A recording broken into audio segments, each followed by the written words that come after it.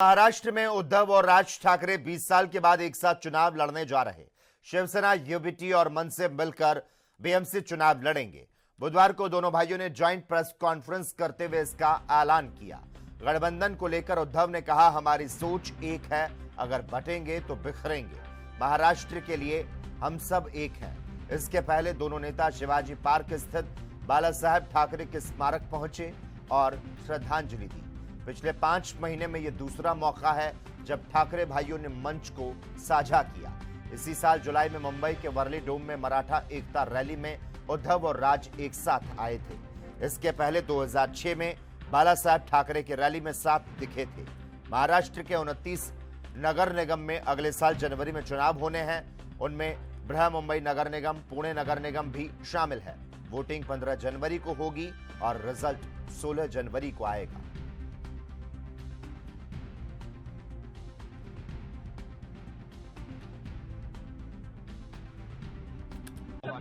बोलिए। शरद पवार नंबर नहीं डिक्लेयर किए, दोनों ने नंबर क्या करना है?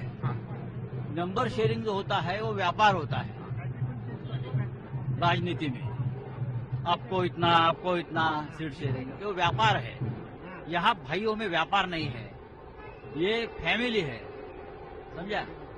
हम देख लेंगे हमको क्या करना है। कांग्रेस को भी आखिरी ये कांग्रेस को हमने बहुत बार रिक्वेस्ट किया है कि बीजेपी को अगर हमको हराना है तो आपको साथ आना होगा। शरद पवारांना सोबत सुरुवातीपासून तुम्ही या संदर्भात पाठपुरावा होत होता, जेव्हा कोण बोलत होतं की युती तेव्हापासून तुम्ही बोलवता। देखिए, ठाकरे ब्रांड पहले था, वो बाला साहब ठाकरे ब्रांड था। ये ब्रांड वगैरह ये चलने वाले नहीं है। अगर ये चल जाते तो ये नगर पालिका पंचायत की जो भी चुनाव हुए उसमें इतनी मार क्यों पड़ती है इनको? सिंगल डिजिट में ये लोग आए। आज की जो युति हो रही ये मजबूरी है। कांग्रेस मुबाठा के साथ नहीं है, शरद पवार उनके साथ में नहीं है, तो कोई तो चाहिए। डूबते को तिनके का सहारा जिसको कहते हैं, उस तरीके से आज वो राज साहब का सहारा लेना चाहते हैं और इसलिए ये मतलबी युति हुई है। ये इनको कारपोरेशन के हद तक ही टिकाना है। अगर कारपोरेशन में कुछ हुआ कम ज्यादा तो ये साथ में रहने वाले नहीं, ये स्पष्ट बात है। सिर्फ टारगेट उनका मुंबई है।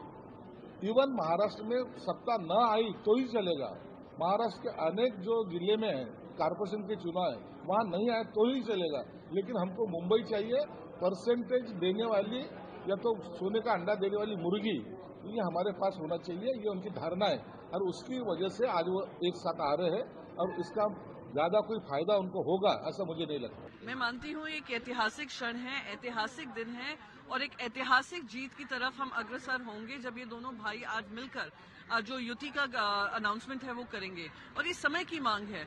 जैसे हमने देखा था कुछ दिन पहले NSCI 2 में इतनी जनता आई थी और उनका विश्वास ये था कि हम लोग सब एक साथ मिलकर लड़ेंगे। आज वो पूरा होने जा रहा है।